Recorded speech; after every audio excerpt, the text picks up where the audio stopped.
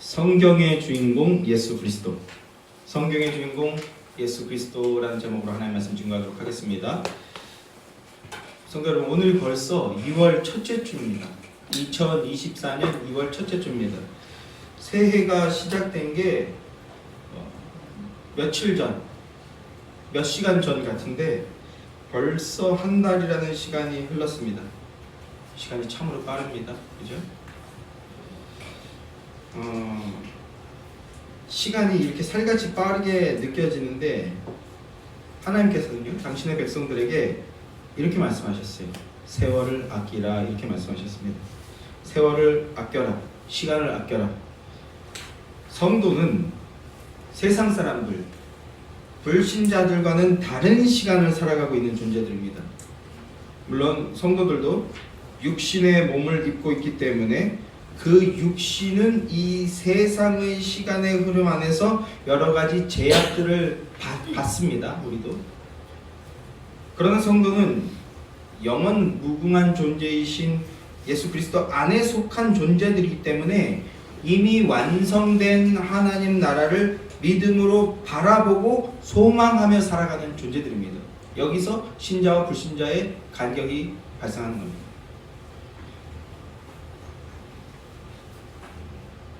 그리스도의 재림을 통해서 완성되고 통일될 그 날을 바라보면서 오늘 이 시간을 믿음으로 살아가는 것, 그것이 바로 성도인 겁니다. 그 성도들을 향해 하나님께서 세월을 아끼라, 이렇게 말씀하셨는데요. 세월을 아낀다라는 것은요, 가는 세월 그 누구가 막을 수가 있나요? 이렇게 신세한탄하는 그런 말이 아닙니다. 시간을 잡을 수 없구나, 아이고 안타깝다, 이런 게 아니라 오히려 반대예요. 구원을 가지고 믿음으로 담대하게 전진해 나가는 인생이 되라라는 뜻입니다. 믿음의 진보를 이루라는 것이죠. 세월을 아끼라, 이 말을 원어를 살펴보면요, 세월이라는 말은요, 카이론이라는 단어입니다. 카이론, 시간을 나타내는 카이로스라는 단어에서 파생된 단어입니다. 성경을 보면요, 성경에서 시간을 나타낼 때 사용되는 단어가 크게 두 가지가 있는데, 하나는 크로노스라는 단어가 있고 다른 하나는 카이로스라는 단어가 있습니다. 크로노스는 인간의 역사 속에서 흘러가는 세속의 시간을 표현할 때 주로 사용되는 단어고요. 카이로스는요, 하나님의 때, 하나님의 시간, 즉 우리 오늘도 찬양하지 않습니까? 대속해 주신 사랑을 간절히 알기 원하는, 이렇게 찬양하지 않았습니까? 주님의 구속 사건의 시간, 구속 사건을 표현할 때 주로 사용되는 단어입니다. 그러니까 카이로스에서 파생된 이 카이로는요, 그저 가는 세월 이렇게 탄식하며 흘러가는 것이 아니라, 그런 표현이 아니고 하나님의 시간 안에 있는 존재들을 향해서 주어지는 말입니다. 그리고 아끼라라는 말은요, 원어로 엑사고라조라는 단어입니다. 엑사고라조는 속량하다, 값을 주고 사다, 값을 주고 사다가 속량하다라는 말입니다. 한자식 표현이에요. 같은 말이에요. 속량하다, 구속하다, 다 같은 말입니다. 속량하다, 값을 주고 사다, 구속하다, 이런 뜻입니다. 그러니까 시간을 값을 주고 사라라는 뜻인 겁니다. 이걸 의역해서 시간을 버리지 마라, 좀 더 의역해서 세월을 아껴라, 이렇게 되는 거예요. 시간을 값을 주고 산다는 것은 우리의 얘기가 아닙니다. 주님께서 우리의 생명을 당신의 피값으로 사셨어요. 우리의 생명을 사셨습니다. 그게 속량이고 그게 구속이라는 말의 뜻입니다. 주님께서 당신의 피값으로서 우리의 생명을 사셨다면 우리의 시간도 사신 게 되는 겁니다. 주님이 우리의 시간을 사신 거예요. 내 시간이 주님의 시간 안으로 귀속된 겁니다. 그래서 우리의 구원이 영생이라는, 이터널 라이프라는 단어로 표현이 되는 거예요. 간혹 저한테 이렇게 물어보는 사람들이 있습니다. 인간이 어떻게 영원히 살 수 있느냐, 그게 말이 되느냐, 이렇게 물어봐요. 왜냐하면 인간이 포함된 그 시간 안에 세상의 그 육신적 시간, 그러니까 크로노스의 관점으로 보니까 어떻게 이 육신을 입은 사람이 영원히 사느냐라고 얘기합니다. 그리고 우리 육신을 입은 인간은요, 이 첫 번째 죽음, 그리고 두 번째 부활을 향해 나가는 것인데, 육신의 죽음을 누구나 다 경험합니다. 그런데 우리는 육신의 죽음이 끝이 아니라고 믿고 있는 거예요. 자, 어떻게 영원히 사느냐 하는데, 인간의 육신은 유한합니다. 그러나 우리 주님은 영원한 분이세요. 영원 가운데 그 시간의 아예 주관자십니다. 그분 안에, 그분이 영원하신데 우리가 그 안에 귀속되었기 때문에 인간의 시간도 영원하다, 영생이라는 표현을 하게 되는 겁니다. 영적인 눈을 가진 사람만 이 시간관에 대한 이해를 가질 수 있게 되는 거예요. 그러면 그 시간관에 대한 이해를 가진 사람은 이 땅에서 다른 시간관을 가지게 되는 겁니다. 여기도 보면요, 지금 여기 계신 많은 사람들과 다른 시간관을 가진 사람이 딱 한 사람이 있어요. 저희랑 다른 시간을 사는 사람이 있어요. 국방부의 시간을 사는 사람이 있습니다. 가보신 분들은 알죠? 아, 국방부의 시간은 가지 않는구나. 잘 이해하실 거라고 생각해요. 그 국방부의 시간 안에 속한 존재는 이제 국방부의 시계가 끝나기만을 기다리는 존재죠. 그날이 올까요? 오지 않습니다. 자, 이렇게 덕담하는 거고요. 그리스도인이란 이 육신 안에 있는 이 시간이 끝나기를 기다리는 사람들이 언제 끝납니까? 예수님께서 재림하실 때 이 육신의 시간을 초월한 시간, 카이로스를 살아가게 되는 겁니다. 그래서 성도가 믿음으로 주님의 시간 안에서 삶을 살아가다 보면 어느샌가 우리 삶을 짓누르는 그 어떤 역경이나 환란이나 고난들이 뛰어넘어져 가는 걸 경험하게 되는 거예요. 나에게 그걸 뛰어넘을 능력이 없습니다. 그런데 주님의 전능성을 믿고 믿음으로 그 삶을 터벅터벅 걸어 나갈 때 멈추지만 않으면 돼요. 나가기만 하면 됩니다. 그러면 어떻게 된다고요? 뛰어넘어 버리는 거예요. 온전한 믿음의 사람으로 더욱더 자라나게 되는 겁니다. 그게 믿음의 진보를 이룬다라는 겁니다. 2024년도도 벌써 한 달이 지났습니다. 그러나 이런 크로노스의 시간, 세속의 시간을 따라 살아가는 것이 아니라 세월을 아끼는 믿음으로 살아가는 여러분들이 되시길 소망합니다. 그래서 믿음의 진보를 이루는 복된 성도들이 되시기를 주님의 이름으로 축원합니다. 자, 그래서 오늘은요, 진행하고 있던 시리즈 설교를 오늘은 잠깐 멈추고, 오늘은 믿음의 진보를 이루게 하는 유일한 능력이죠. 하나님의 능력이요, 성도의 유일한 양식이요, 그리고 성도들만 알아듣고 말할 수 있는 하늘의 언어인 이 복음에 대해서 오늘 잠깐 말씀을 나누고자 합니다. 특별히 오늘 이 설교는요, 이제 다가오는 3월부터는 저희 예수의 교회도 이제 수요 사경회를 시작하려고 합니다. 오래 걸렸어요, 이것도요. 그리고 3월 첫 주에 바로 시작하지 못하는 건 제 개인적인 상황이 사역에 전념할 수 있는 상황이 아니어서 첫째 주에 여러 가지 이것들 저것들 재보니까 아마 둘째 주나 셋째 주쯤 시작하게 될 것 같은데, 어쨌든 이제 흔히 우리 얘기하는 수요 예배, 수요 예배를 시작할 겁니다. 그런데 수요일에는 주로 말씀을 중심으로 해서 후속사 말씀 강해나 그리고 개혁주의 신학 강론 이런 내용들을 앞으로 쭉 해 나가게 될 겁니다. 그래서 수요 사경회라고 이제 표현을 하게 되는데, 전통적으로 예전에 우리 초대교회, 한국 초대교회 사람들은 그 수요일을 말씀 중심의 시간, 그래서 사경회라고 불렀어요. 그래서 저도 말씀 중심으로 갈 거기 때문에 말씀 중심의 시간이 있으면 이제 좀 더 기도나 찬양에 집중할 수 있는 시간을 또 만들 수가 있게 되는 거죠. 자, 어쨌든 그 첫 번째로 이번에는 유도순 목사님의 저서 중에 성경 66권 각 권을 한 번에 설교하기라는 책이 있어요. 그 책을 약간 재해석해서 66권 각 권을 전하는 말씀 강론으로 진행을 하려고 하는데요. 그런데 이제 그 강해 시리즈 설교의 첫 번째 설교가 될 내용을 오늘은 미리 한번 티저로, 맛보기로 오늘은 한번 나누고자 합니다. 그러니까 앞으로 이제 수요일에 사경회 시작하면 열심히 참석하시고, 그러나 무엇보다 오직 복음을 통해서만 일하시는 성령님의 구원 역사가 강력하게 임하게 되기를 함께 기도해 주시기를 바랍니다. 복음을 놓고 기도할 때 성령님이 역사하십니다. 그러니까 나와 우리 안에 복음의 역사가 나타나게 해달라고 기도하시고 그리고 열심히 참석하십시오. 자, 본론으로 들어가 보겠습니다. 성도 여러분, 성경을 보면요, 복음서라는 제목의 책이 4권이나 있고요. 그리고 구약성경 이사야서를 보면 신학자들은 흔히 구약의 복음서라고 부릅니다.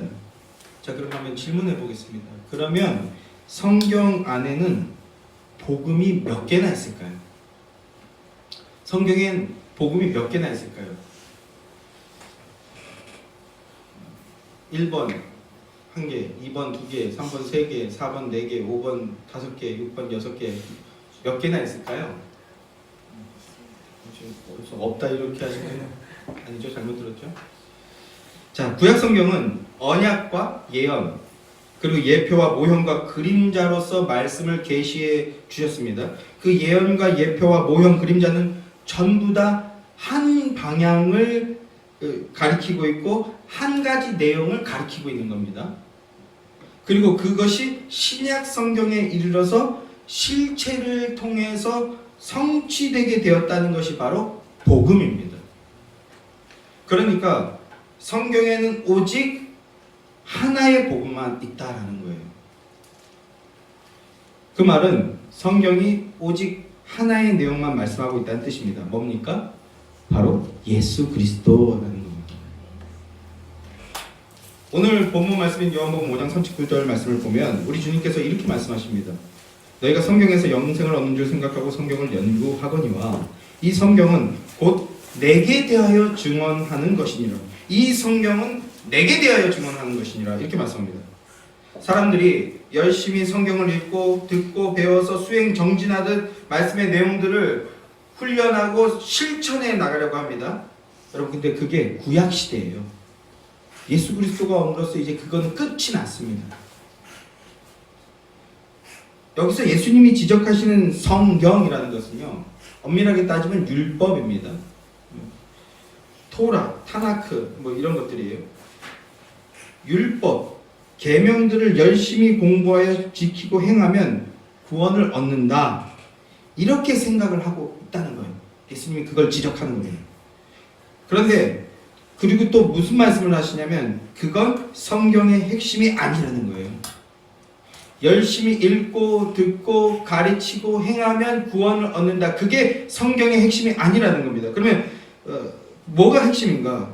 구약 성경이 말씀하고 있는 모든 것들은 전부 다 한 가지 내용을 말씀하고 있다는 거예요. 하나를 가리키고 지목하고 있다는 겁니다. 오직 하나, 예수 그리스도, 바로 자신이죠. 예수 그리스도를 가리키고 있다는 것을 증언하고 계신 겁니다. 성경의 주인공이요, 성경의 핵심은 예수 그리스도입니다. 그러니까 우리는 예수 그리스도를 통해서 성경을 보고 그리고 예수 그리스도로 성경을 결론 내야 됩니다. 성경이 결론 지어져요. 그렇게 성경을 보는 사람을 뭐라고 합니까? 그리스도인이라고 하는 겁니다. 성도 그리스도인. 간단한 것 같지만 굉장히 엄밀한 내용입니다. 자, 이 내용들을 조금 더 구체적으로 말씀을 드려보면요, 한 사람으로 말미암아 죄가 세상에 들어오고 죄로 말미암아 사망이 들어오자 하나님께서는 내가 여자의 후손을 통해서 내 머리, 뱀의 머리죠. 계시록에서 이 뱀은 사단이고 마귀라고 얘기했습니다. 그러니까 마귀의 머리를 박살내는 건데 내 머리를 박살내게 할 것이다 라고 말씀하시고, 그리고 하나님께서 친히 구원사역, 구속사역을 시작하셨습니다. 그리고 그 구원 계획이 성경의 마지막 책인 요한계시록에서 이루었도다. 나는 알파와 오메가요, 처음과 마지막이라, 이렇게 완성케 하실 거라고 말씀하셨어요. 그러니까 성경은 구원 역사를 시작하여서 완성하시는 한편의 드라마에 대한 내용인 겁니다. 이게 성경입니다. 그런데 문제가 있어요. 제가 지금 최고선 시리즈를 통해서 오늘날 한국교회와 우리 사회의 영적 그 위험에 대해, 위기에 대해, 도전에 대한 그 문제 제기의 말씀을 드리고 있는데요. 또 다른 측면에서 교회가 당면한 심각한 문제가 있는데, 그리고 이 문제가 가장 본질적인 문제일 수 있는데, 그 문제가 뭐냐 하면 성경에 마치 여러 개의 복음이 있다는 듯이 성경을 마구 난도질하여서 조각내 버린다는 거예요. 난도질하여 조각내 버림으로써 성경의 본질적인 메시지를 파괴시켜 버린다는 겁니다.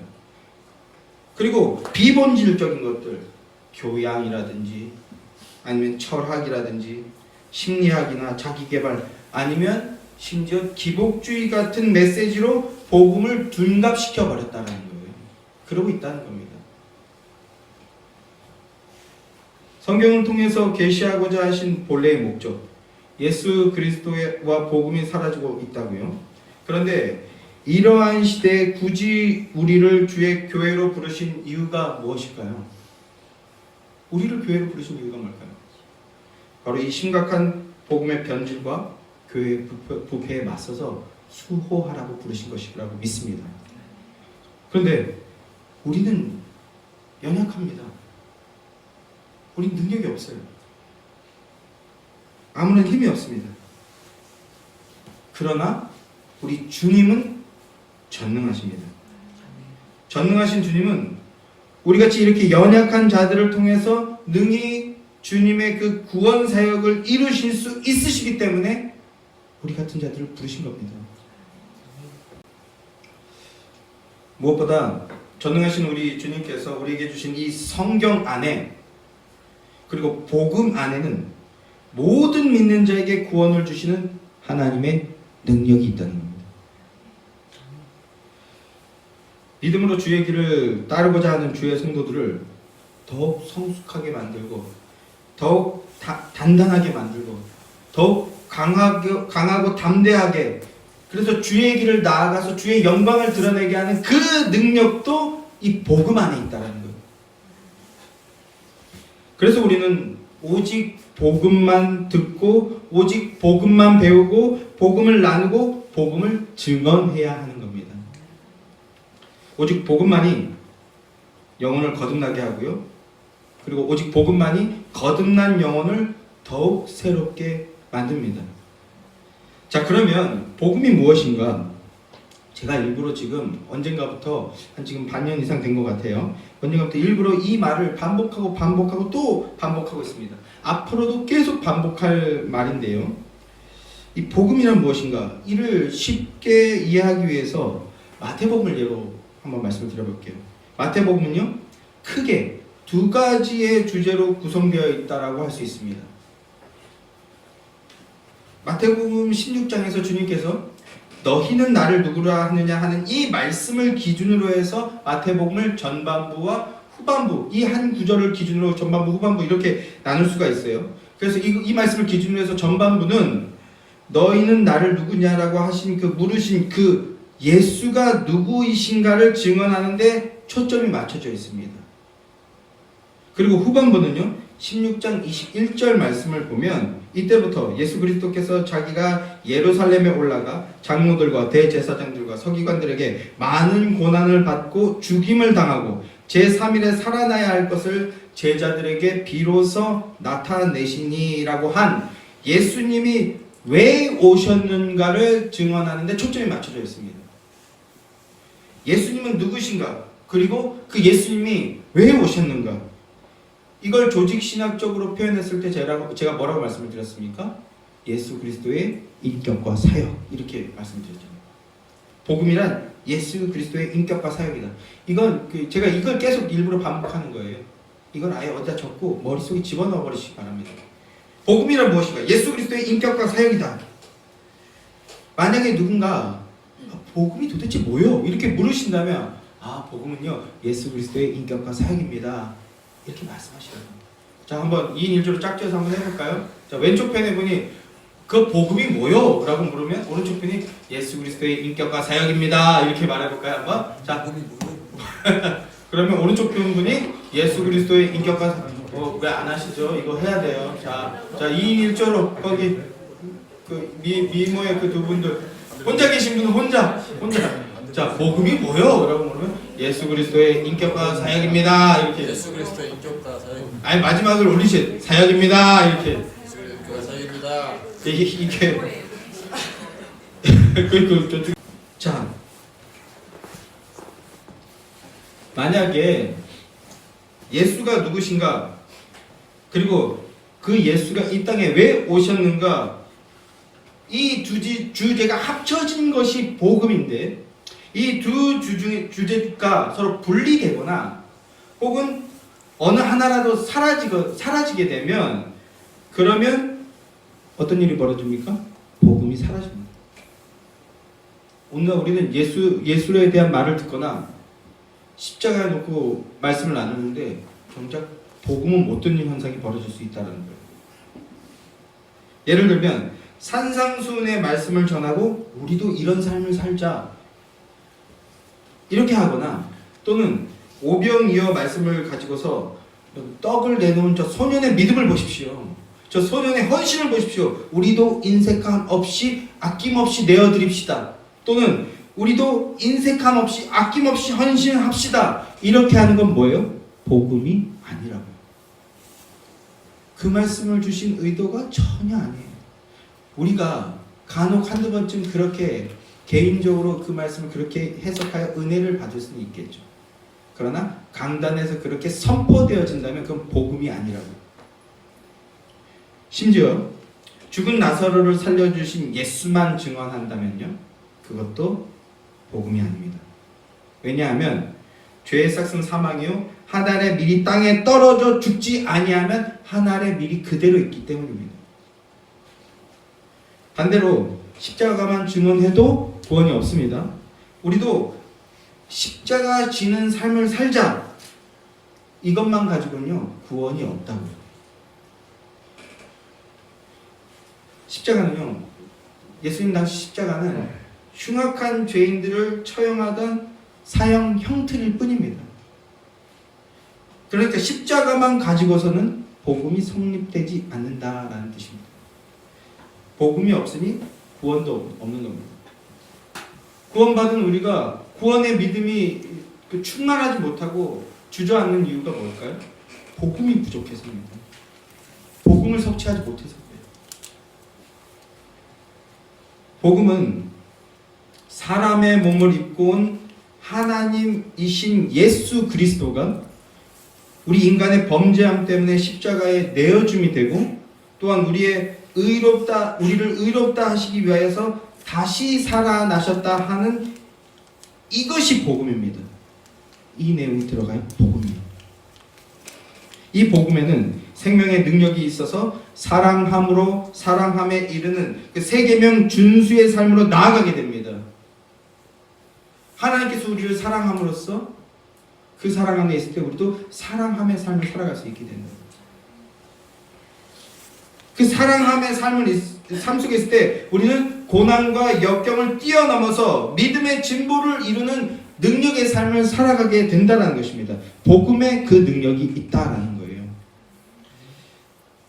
사도 바울에 대해서 한번 생각해 보겠습니다. 사도 바울이 되기 전에 이름이 뭡니까? 네, 사울이었어요. 사울. 그런데 바울이라고 이름이 바뀌었죠. 이름을 새롭게 지은 게 사실은 아닙니다. 사울이 원래 이름인데 사울은 유대식 표현이고 바울은요 로마식 표현이에요. 유대식 표현을 쓰다가 로마식 표현을 쓰기 시작한 거예요. 어떤 뜻이 함의되어 있겠습니까?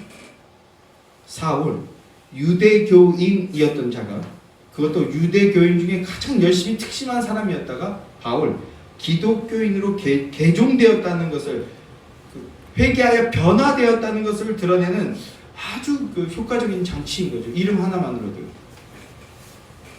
자, 그러면 유대교인이란 무엇인가?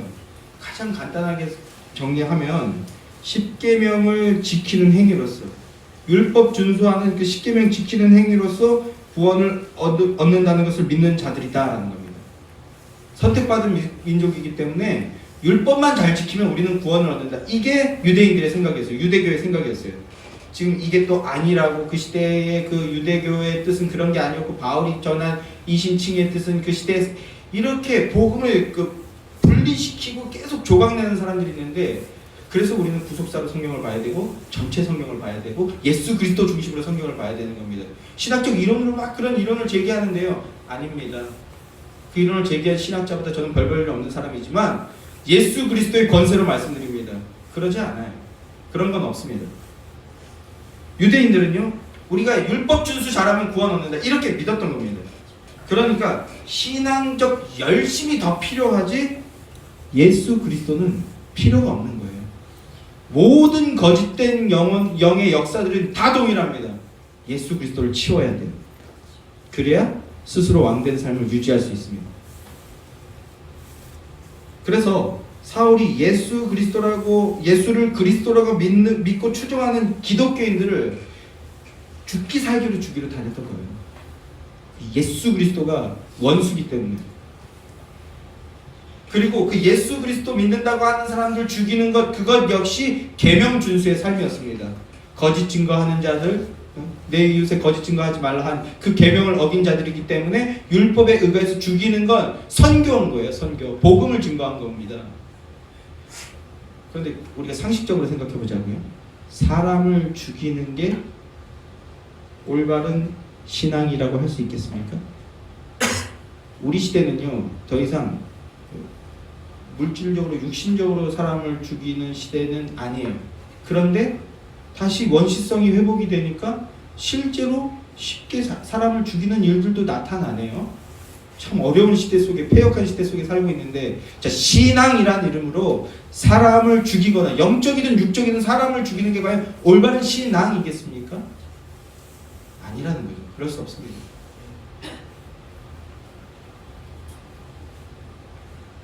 죽이는 것은 율법의 열매입니다. 우리도 율법이라는 열매를 맺어야 되는데, 율법의 열매와 율법이라는 열매들을 구분하셔야 되는데, 율법이라는 열매를 맺어야 되는데 예수 그리스도 안에 있을 때만 사랑함이라는 율법의 열매를 맺을 수가 있어요. 이 복음이 없으면, 복음이 온전하지 않으면 이 둘을, 율법의 열매와 율법이라는 열매, 이 두 개를 구분할 수 없습니다.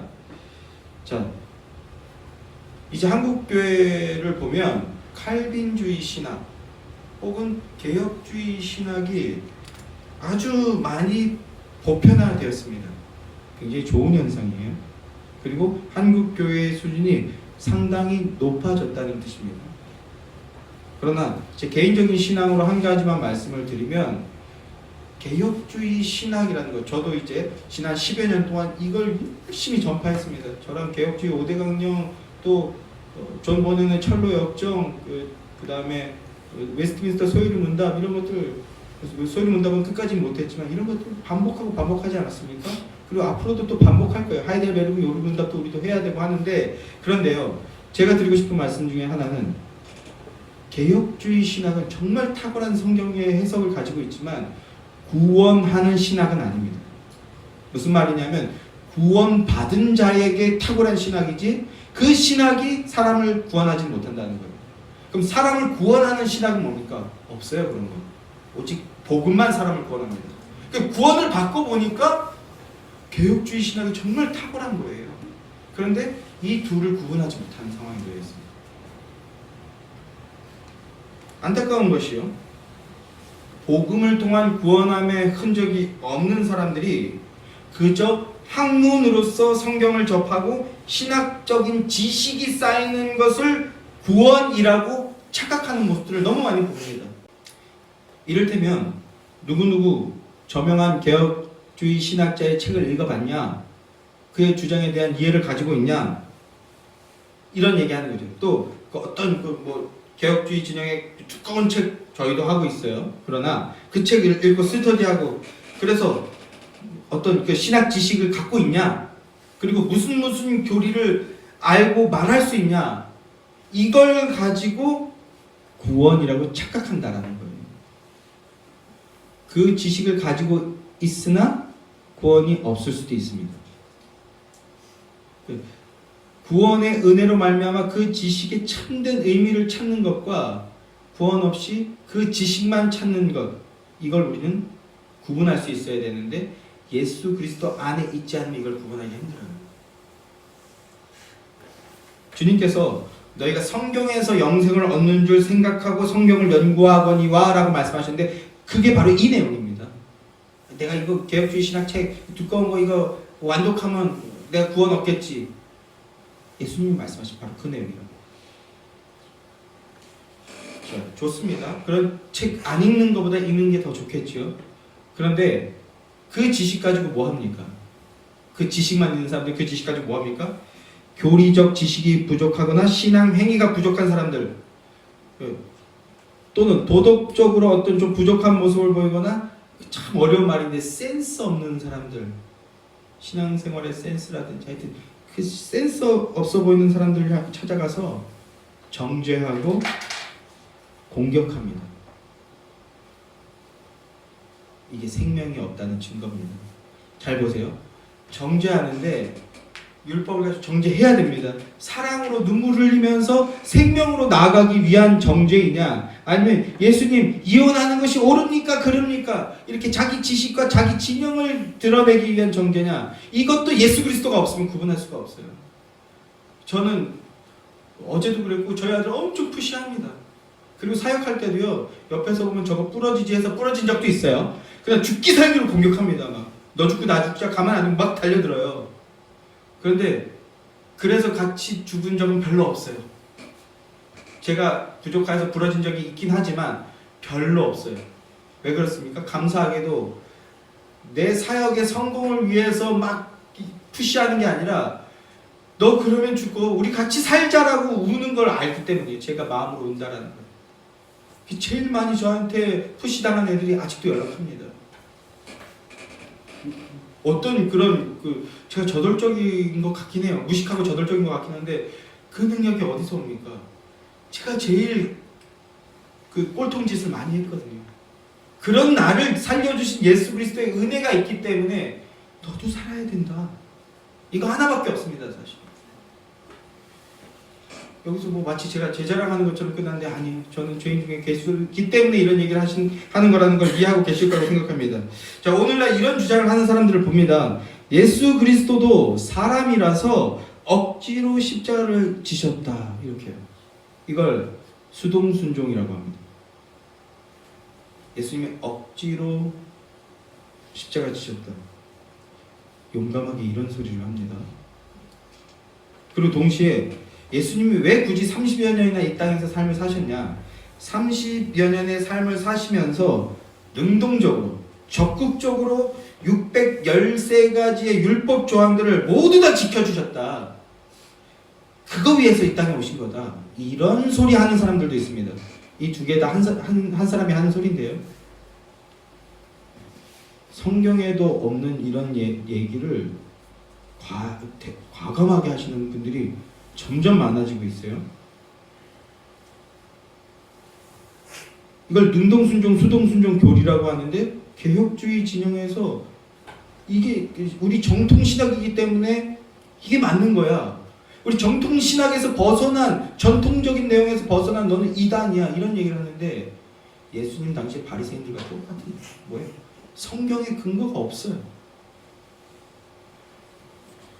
거기까지도 좋습니다. 좋아, 신학으로 그럴 수 있죠. 저도 아리까리했던 시절이 있었고 그래서 비스무리한 얘기를 한 적도 있는 것도 같기도 해요. 그러나 차이가 나는데 뭐냐 하면 능동순종, 수동순종 교리를 믿기 때문에 우리는, 그러니까 너는 계명 준수의 삶을 살아야 된다라고 강요하는 겁니다. 교리 준수의 삶을 살아야 된다. 교리에서 벗어났어? 너 죄인. 이렇게 하는 거라고. 여러분, 이게 바로 사도 바울이 되기 전의 모습, 사울 때의 모습입니다. 행위와 자기의 의를 구원으로 착각하는 인생들의 모습인 겁니다. 그런데요, 신앙적 열심으로 둘째 가라면 서러울 이 사도 바울이 다메섹 도상에서 빛으로 오신 예수 그리스도를 주님으로 만났습니다. 그 뒤에 사울이 바울이 된 다음, 그 다음에 무엇을 했습니까? 사도 바울이 뭘 전했습니까? 뭘 전했는지 그 내용을 우리가 살펴봐야 되겠죠. 자, 고린도전서 15장 3절 4절 말씀 함께 읽겠습니다. 고린도전서 15장 3절 4절 말씀. 신약성경 고린도전서 15장 3절 4절 2절 말씀 다 함께 시작.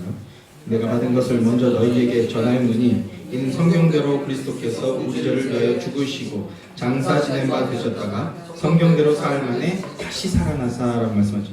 바울은요, 오늘날로 치면 교리적 지식, 조직신학적 지식의 박사였던 사람입니다.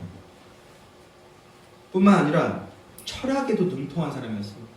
우리 한국 사회가 이제 인문학 그러면서 이제 겨우 그 2000년 전, 2500년 전 철학이 좀 더 이제 넓게 보급되고 있는 그런 상황인데, 사도 바울은요, 그 철학의 당시 시대에 살던 사람이잖아요. 그 플라톤 바로 뒤에 사람인데, 고대 철학이 발언하는 그 현장에 있던 사람이에요. 그 현장에 가서 그리스 아테네에 가서 그 철학자들과 맞짱을 뜬 사람입니다. 맞짱을 떠서 말로 이겨버렸어요. 죽여버렸어요. 그렇게 대단한 사람이라고. 또 좀 더 속된 표현으로 표현하면 사도 바울은요, 영빨이 엄청 대단한 사람이었어요. 어느 정도입니까? 죽은 청년 유두고를 영빨로 다시 살려냈습니다. 이 영빨이 얼마나 대단했으면 심지어 성경을 보니 단지 사도 바울의 수건만 얹었을 뿐인데 병자가 치유를 받았습니다. 너무 부럽지 않습니까? 그러니까 자세히 보면 사도 바울은 신학도 엄청 잘하고요, 그 다음에 철학도 엄청 잘하고요, 영빨도 엄청 세요. 목사들의 그야말로 워너비죠. 기도하면 이적이 일어납니다. 손짓하면 죽은 사람이 살아납니다. 만약에 여러분에게 이런 능력이 있다면, 여러분은 이 능력이 다 있다고 치자고, 그럼 여러분은 어떤 능력을 쓰시겠습니까? 어떤 이적을 발휘하실까요? 저는 그런 생각을 사실은 몇 번 했어요. 저도 좀 기도에 영빨이 있었으면 좋겠다. 그래서 막 아픈 애들 있으면 기도해서 헷가닥 뒤집어 버렸으면 좋겠다. 그러면 저 엄마가 교회 나오겠지? 이런 생각 저도 했었습니다. 예전에 전도사 시절에 우리 친척 아이가 아토피가 있어서 내가 가서 기도해서 그 아토피가 깨끗이 시든 받으면 이 큰 집이 구원받지 않을까? 라는 이런, 귀엽지 않습니까? 그런데 저한테는 그런 능력이 없고요, 기도한다고 해서 그런 일도 벌어지지 않습니다. 고쳐진다고 해서 그런 일 벌어지지 않아요. 오직 예수 그리스도밖에 없습니다. 복음이 죽은 영혼 살리고요, 복음 안에 있을 때 우리는 새 삶을 살아갈 수 있습니다. 바울은 오늘날의 어떤 이들처럼 그렇게 변질된 예수만을 증거하지 않았습니다. 고린도전서 1장 22절 23절 말씀을 보면, 유대인은 표적을 구하고 헬라인은 지혜를 찾으나 우리는 십자가에 못 박힌 그리스도를 전하니 유대인에게는 거리끼는 것이요 이방인에게는 미련한 것이로되 라고 말씀하죠. 오직 유대인들은 불편해서 원하지 않는 것, 이방인들, 세상 사람들은 야, 그건 네가 마음이 약해서 그래, 삶이 어려워서 그래, 이렇게 미련한 짓으로 보는 그것만 전하였다는 겁니다. 그것만 믿음으로 붙들고 그 십자가 복음 예수 그리스도만 증거하였다는 겁니다. 왜요? 그 안에 생명이 있고 능력이 있기 때문입니다. 또 고린도전서 2장 1절 2절에서도 오직 복음만 말씀하는 것을 보게 됩니다. 2장 1절 2절 말씀도 한번 볼까요? 고린도전서 2장 1절 2절 말씀.